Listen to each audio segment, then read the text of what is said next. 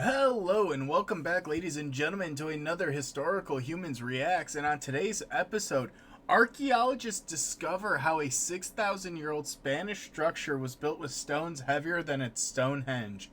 And when they say Spanish structure, was the 6,000-year-old Spaniards, or is it a 6,000-year-old structure that now identifies as Spanish? Well, what it is it's a 6,000-year-old structure that is now in Spain, and therefore is now Spanish. It's that sort of logic. Just kind of interesting wording, that's all.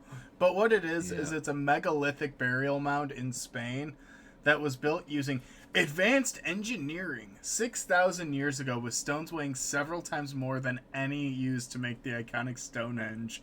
Which is, I understand what they're saying here, but the way in which they're phrasing it and how they put it, it seems very comparative. Yeah. And part of that is just is just trying to give people a sense of scale with how big this is and how everyone kind of has an idea of how big Stonehenge is. And positive part of this is as I'm going to talk like Foghorn Loghorn here, apparently. uh, let's say, there we go. I'm normal again. Is well, it's people. Sometimes they just got to compare their stone sizes. Yeah, Yeah, that's and where that was going. Give me a look of and, indignation, I dare you. and this is the Dolmen de Manga burial mound, and it's one of the oldest of its kind, built 3,800 to 3,600 BCE, and all of its stones weighing several times more than any in Stonehenge, which some weighed as much as 150 tons. But here's where I think it kind of catches. They were carved from a site about a kilometer from the monument, whereas Stonehenge, as we recently discovered, was carried as far as 400 miles away, or 700 kilometers. So, you know, Not very impressive. yeah, when you're building right in your own backyard, is it really as impressive? It Well, is. It is still yeah, massively impressive, but it is. One of the things that is very impressive about this too is it has a roof. yeah, and, True. and we don't really know how they built it. Like, we're able to analyze what they built and the ways in which they built it, but like, we don't know what technologies or how they went through it. I got And it. Grit, spit, and a whole lot of duct tape. but it's kind of I interesting, think and they used a couple of buzzwords here, which is kind of interesting. That they use an interdisciplinary perspective combining archaeological, sedimentological, and paleontological evidence.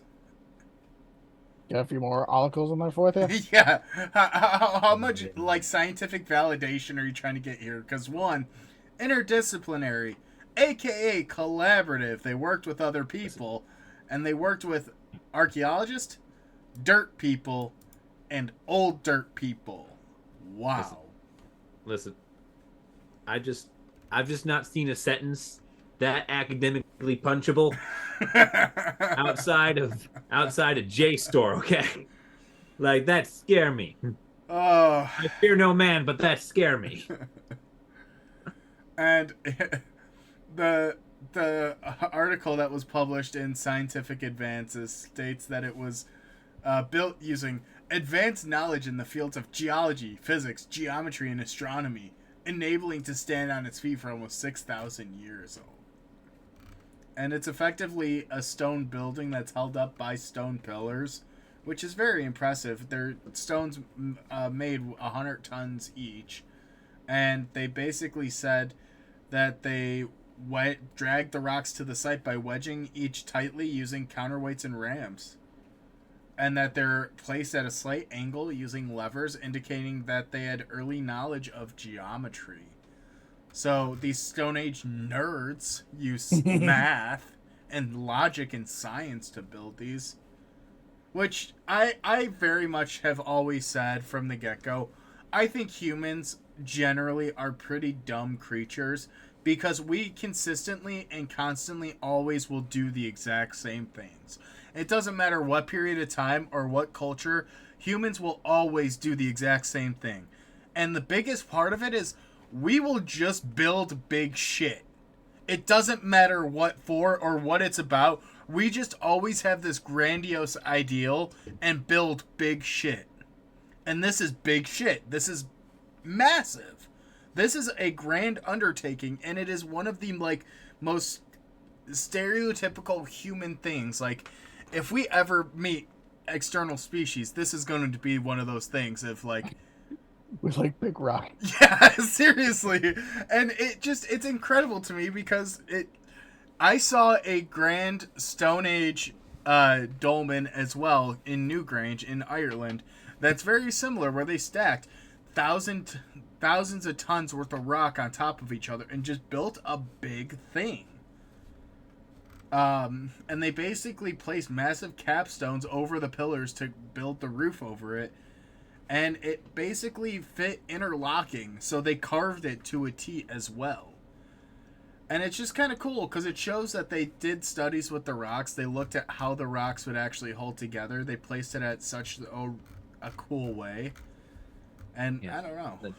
I don't know. That's just one of the, but like that just speaks to one of the things that you don't really see a lot. Like you can see it a little bit if you were to get very up close to Stonehenge, but a lot of the points where these rocks would overlap and hang over each other, the Stone Age people here have taken their tools and just weathered into at least one of the rocks to create a little tiny gutter, so it sits on and sort of hooks on that little bit.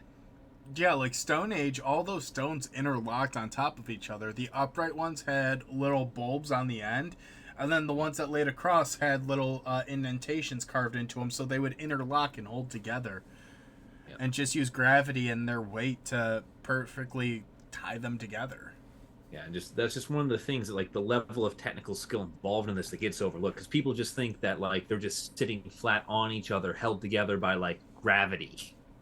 Well, and you think like, no. you do genuinely kind of have a very primitive assumption when you think to this time period, and you think of like something like that of being pretty simple and primitive of, oh yeah, you just stack rocks on top of each other and they've held up. But no, part of the reason they've held up is because they were like infinitely engineered. Yeah, like there's sweat and a whole lot of mud. Yeah.